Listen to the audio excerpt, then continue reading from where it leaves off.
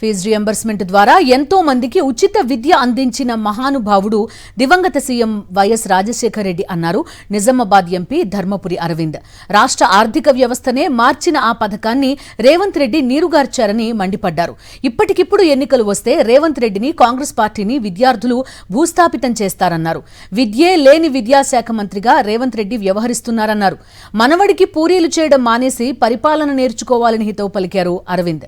Fee reimbursement బకాయిలు విడుదల చేయాలని బీజేపీ ఆధ్వర్యంలో నిజామాబాద్లో ఇందూరు రణభేరి పేరుతో భారీ ర్యాలీ చేపట్టి సభ నిర్వహించారు.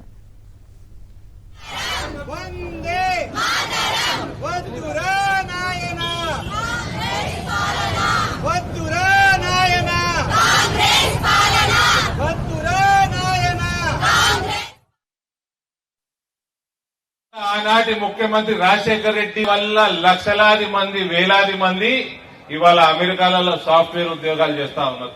వేలాది మంది, లక్షలాది మంది తెలుగు యువత ఇవాళ ప్రపంచంలోనే అతి పెద్ద సంస్థలకి దిక్సూచిగా ఉన్నారంటే ఫీ రీయింబర్స్మెంట్ కారణం. రాష్ట్ర ఆర్థిక వ్యవస్థని మార్చిన స్కీమ్ ఇది. దేశ జీడీపీని పరుగులెత్తించిన స్కీమ్ ఇది. ఇవాళ అటువంటి స్కీమ్ ని నేటి రేవంత్ రెడ్డి ప్రభుత్వంలో ఏ గతి పట్టిందంటే పాత బకాయిలు 10,000 కోట్లు, కొత్త బకాయిలు 2,000 కోట్లు. అలా ఈయన నెలకి 200 కోట్లు కడతా అంటాడు ముఖ్యమంత్రి. నీకున్న 12,000 కోట్ల బకాయిలకి ఇంట్రెస్ట్ కూడా సరిపోవు. 200 కోట్లు కడితేనట స్టూడెంట్ కి 300 రూపాయలు వస్తాయట. ముక్కులో పెట్టుకుంటారా పొట్టోడ? అంటే 200 కోట్లు ఇస్తే ఈయన ఇంట్రెస్ట్ కే సరిపోదు. పొట్టోడు ఎప్పటిదాకా ఉందాం అనుకుంటున్నాడు ముఖ్యమంత్రి.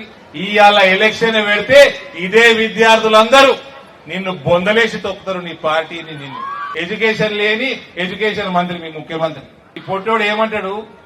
స్కూల్లో ఏబిసిడి నేర్చుకోకపోతే కాలేజీల్లో నేర్పియరా? అవులే, నీ మన్మడికి పూరి లోలనే చేస్తారా? ఓ 15-20 వేలు ఇచ్చి వంట మనిషిని పెట్టుకుని చేయమను, నువ్వు వచ్చి పరిపాలన చేయరా బేవకూఫ్. మరిన్ని అప్డేట్స్ కోసం ఛానల్ ను సబ్స్క్రైబ్ చేయండి. నోటిఫికేషన్స్ కోసం బెల్ ఐకాన్ పై క్లిక్ చేయండి.